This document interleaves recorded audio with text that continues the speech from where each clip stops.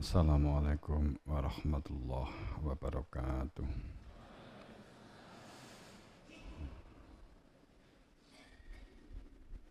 Bismillahirrahmanirrahim. Alhamdulillahirabbil alamin. Asyhadu an la ilaha illallah wa asyhadu anna Muhammad Rasulullah. Allahumma shalli ala sayyidina Muhammad wa ala ali sayyidina Muhammad.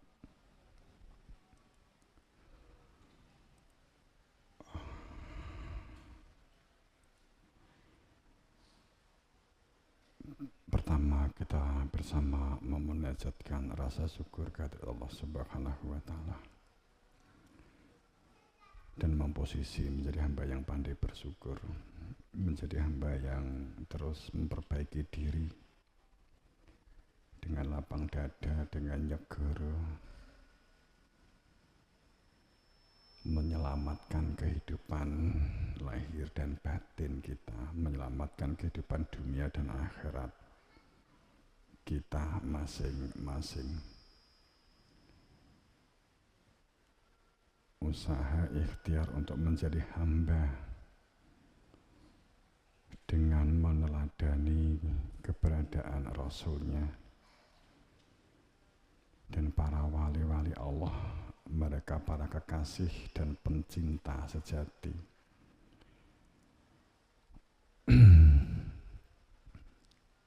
Mereka yang menjalani kehidupan beragamanya, agama dalam pengertian sistem kehidupan lahir dan kehidupan batin. Agama di dalam sistem keterbimbingan oleh yang hak, sah dan wenang. Beragama dalam pengertian sistem syahadah, sistem musyahidan, sistem basyir, sistem mubasyiron, dan sistem nadhiron. Beragama yang tidak dalam perilaku prasangka, menghindari kehidupan prasangka, apapun prasangka itu. Prasangka yang akan menjadikan terjerumus dalam kehidupan nafsu, prasangka yang akan menjerumuskan dalam kehidupan gelap, menggelapkan, prasangka dalam kehidupan halusinasi, akan terjerumus dalam delusi dan halusinasi. Karena prasangka itu halusinasi yang sesat, menyesatkan. Makanya bagaimana supaya kehidupan kita berada di dalam kehidupan yang real secara kehidupan jasadiah, lahir, dan kehidupan fakta batin. Kehidupan yang fakta jasad lahiriah yang kita jalani, yang tampak mata, adanya wawasan, adanya wacana, adanya tatanan-tatanan lahir syariat, tatanan-tatanan lahir berdunia, menata kehidupan sosialnya, menata kehidupan keluarganya, menata kehidupan dengan masyarakat lingkungannya, sosialnya, menata ekonominya, menata kemasarakatannya, tatanan-tatanan yang dimensinya adalah spiritual, tatanan-tatanan yang dimensinya itu adalah karena sebuah kesadaran batin. Sedang fakta yang batin adalah kehidupan yang berada di dalam dada atas fakta ikatan. Saya bersaksi mengadanya keberadaan Dia, diri Tuhan. Sekali lagi, prasangka adalah halusinasi yang sesat, menyesatkan. Sedang kehidupan dalam sistem, kehidupan di dalam sistem ketaatan dan kepatuhan beragama atau ad-din, itu adalah sistem kepatuhan dan ketundukan yang fakta real, sehingga hidupnya tidak taklid buta, sehingga hidupnya tidak ikut-ikutan. Jadi memahami beragama, kehidupan beragama itu tidak taklid buta, tidak ikut-ikutan, bukan dalam pengertian semaunya sendiri, tapi berada di dalam sistem. Berada di dalam sistem pada keyakinan dan keimanan kita. Sistem yang dimaksud keberadaan diri Tuhan, zat al-ghaib yang Allah asmanya dikenali secara fakta di dalam rasa hati, dikenali, itu yang dijadikan tujuan, itu yang dijadikan tempat bergantung, itu yang selalu diikhtiari, dihadirkan di dalam hati nurani jika sudah punya ilmunya. Kemudian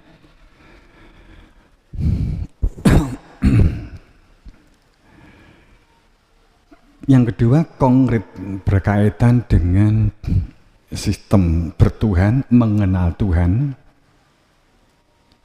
sistem kehidupan mengenal Tuhan. Yang kedua, sistem kehidupan mengenal diri, mengenal jati diri fitrah manusia dirinya, bahwa fitrah fatoronas alaiha, fitrah manusia itu dari Allah. Itulah inti manusia yang nafakhtu fihi ruhi, nafakhtu fihi min ruhi, yang ditiupkan dari Rob, dari Tuhan, mengenali jati diri fitrah manusianya itu dari Tuhan, sehingga kehidupan yang dijalani seharusnya kita akan selalu hati-hati dan waspada terhadap, sepertinya akan otomatis menjadi sadar sebagai hamba, sadar bahwa kita itu menungso sing nyatane nggak bisa apa-apa, bukan siapa-siapa jika tanpa dengan Dia. Saat kita telah mengenal siapa hakikat diri kita, siapa diri kita, siapa diri kita yang berada di dalam fi anfusihim, yang berada di dalam jiwa itu, maka otomatis seharusnya kita akan melakukan penataan diri, menempatkan sebagai hamba Allah. Akan berbuat orang mengatakan dosa sadar, karena mengenal Tuhannya, mengenal tujuannya. Mengenal Tuhannya berarti mengenal tujuannya. Akan berbuat hal-hal yang mundurat sadar. Jadi sepertinya hukum-hukum itu hanya sebagai pengingat. Jadi pelaksanaannya berkaitan dengan masalah pelaksanaan hukum itu bukan masalah ingatan otak, tapi kesadaran hati nurani karena ada kehadiran Tuhan, sehingga nggak akan berbuat jahat, nggak akan berbuat sombong, arogan, nggak akan berbuat semaunya sendiri. Sudah punya ilmunya, sudah ditanamkan tentang iman keberadaan Tuhan dan keberadaan Nabi Muhammad sebagai Nur Muhammad, sudah ditanamkan di dalam hati nurani, akan tapi masih berbuat hal-hal yang jahat, hal-hal yang merugikan orang lain. Itu sesungguhnya adalah perilaku ironi, perilaku yang sesungguhnya tidak masuk akal. Dengan kata lain, berarti sesungguhnya kita belum memahami apapun tentang beragama. Kita belum memahami apapun tentang sistem kehidupan. Belum memahami apapun kalau di kita tentang aguru-guru. Saat kita kesulitan mengendalikan diri, apalagi mudah stres, mudah di dalam tekanan-tekanan batin, itu adalah perilakunya orang-orang yang tidak mengenal Tuhan, atau perilakunya orang-orang yang lupa.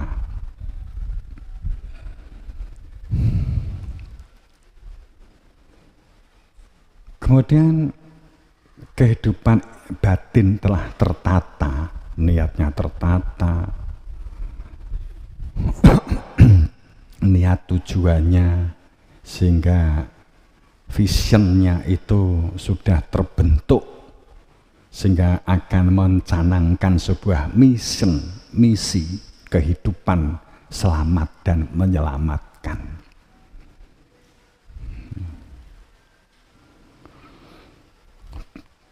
Bahkan dengan alasan apapun, bahkan termasuk alasan ekonomi umpamanya begitu.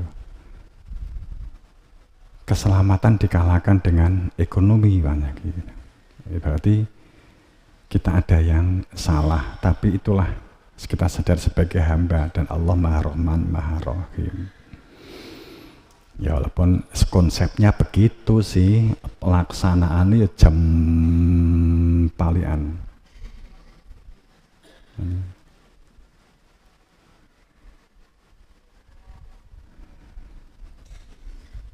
Maka mutlak ada yang hak, ada yang sah, dan ada yang wewenang. Supaya kehidupan yang kita jalani ini tidak di dalam prasangka kepada Tuhan, prasangka terhadap dirinya sendiri sebagai orang hebat, prasangka kepada dirinya itu bisa mencontoh wali, berarti sudah menjadi wali. Ya. Orang beragama itu kalau nggak hati-hati, orang yang tertib, sholat, puasa, zakat, tapi saya cerita ini ojo kemudian gue orang sholat, orang poso, orang zakat, orang nggak masuk begitu. Tapi banyak kasus orang yang tertib, sholatnya tertib, orang yang posone ya tertib, zakate tertib, haji ya bolak-balik. Ternyata dampaknya itu semuji, kemeluhur, kemagung, dan cenderung merendahkan orang lain. Ditambah dengan banyaknya wawasan atau kitab, sehingga perilakunya, ungkapannya, pemikirannya, tindakannya itu merendahkan orang lain, atau orang lain dipandang rendah, tidak memiliki ilmu. Quran menyebut bab ilmu itu beda dengan wawasan, beda dengan amal perbuatan, beda dengan wacana. Ilmu itu alat untuk membuka hakikat sesuatu. Ilmu yang menunjukkan adanya hakikat sesuatu. Hakikat itu tentang keberadaan Tuhan dan tentang fitrah manusia, sehingga mengetahui fitrah kehidupan. Kalau Tuhan saja diprasangkai, Tuhan dikira-kira,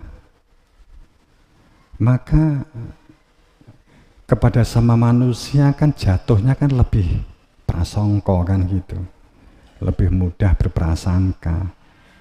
Jadi menjadi wajar terjadi olok-olokan, terjadi menjadi orang yang suka pengolok, pembuli gitu. Kita berbicara tentang keyakinan, tapi bukan berarti sama sekali kita tidak menghargai pendapat orang lain. Monggo, yang memiliki pendapat yang berbeda, kita jangan pernah mempermasalahkan menjadi sebuah debat kusir, apalagi ngerogoti hati kita, kemudian menjadi merasa orang yang semuji atau bersih.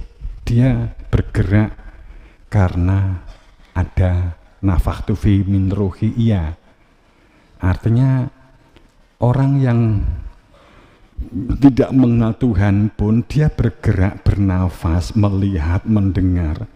Itu juga karena ada ruhnya Tuhan, ada tiupan ruh milik Tuhan yang dimasukkan ke dalam dirinya sehingga punya daya kuatnya milik Tuhan. Cuman di aku, atau dengan kata lain, Tuhan dijadikan alat. Tuhan dijadikan alat. Jadi Tuhan Gusti Allah itu disamakan sebagai pacul, arit, gancu kan gitu, mbok anggap pitik alat mbok golek ekonomi, mbok anggap wedhus nggih korban kan gitu. Jadi Allah dijadikan alat untuk memenuhi kebutuhan nafsu kita bagi mereka yang tidak mengenal Tuhannya. Sedang bagi mereka yang mengenal Tuhan, tahu tujuan hidupnya, mengetahui tentang hakikat hidup, mengetahui tentang jati dirinya, berdunia ini adalah alat menjadi apapun, sebagai apapun, sebagai siapapun, ini hanya alat. Derajat, pangkat dunia, kekayaan, karir dan semuanya itu adalah semuanya alat. Alat.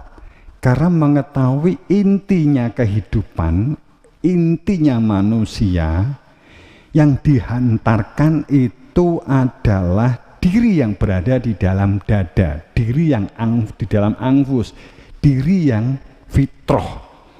Maka kemudian disebut milikilah kecerdasan fitrah. Kecerdasan fitrah. Para wali-wali Allah itu adalah berada di dalam kecerdasan fitrah. Paling tidak ditafakuri, kita tafakuri.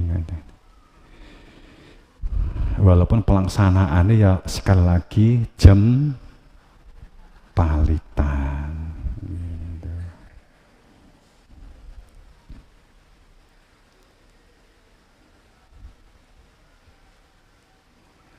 Karena konsepnya supaya tidak di dalam prasangka, Quran jelas memberikan ayat, memberikan perintah. Ya, itu perintahnya, kita yakin perintahnya Allah. Itba'lah pada jalannya orang yang telah pernah menyatakan kembali kepadaku. Itba'lah pada jalannya orang yang telah pernah menyatakan keberadaanku. Itba'lah kepada orang yang tahu persis jalan kembali kepadaku.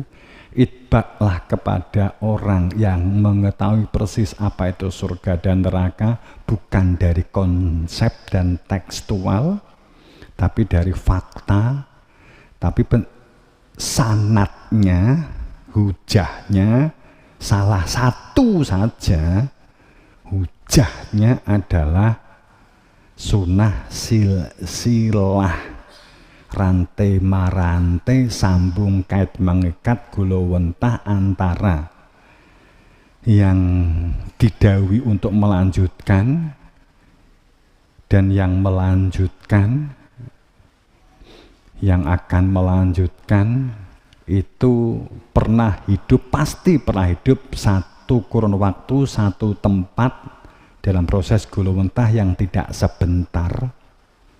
Jauh sebelum Nabi Muhammad wafat, siapa yang melanjutkan itu sudah digulawentah, dikader sedemikian rupa jauh sebelum Nabi Muhammad wafat.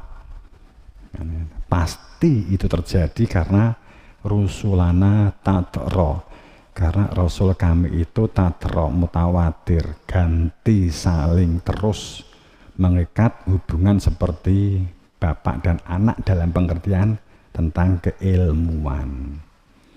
Maka watabi sabila man anaba ilayya summa ilayya maraji hukum. Ikutilah, kemudian pedomi, dan kemudian jalankan. Mohon maaf, taba'a itu carilah, kemudian memintalah sesuatu, dalam hal ini tentang ilmu, untuk mengenal Tuhan dan untuk mengenal dirinya sendiri. Inilah ada disebut ilmu, ada yang disebut ilmu hakikat. wa malahum bihi min ilm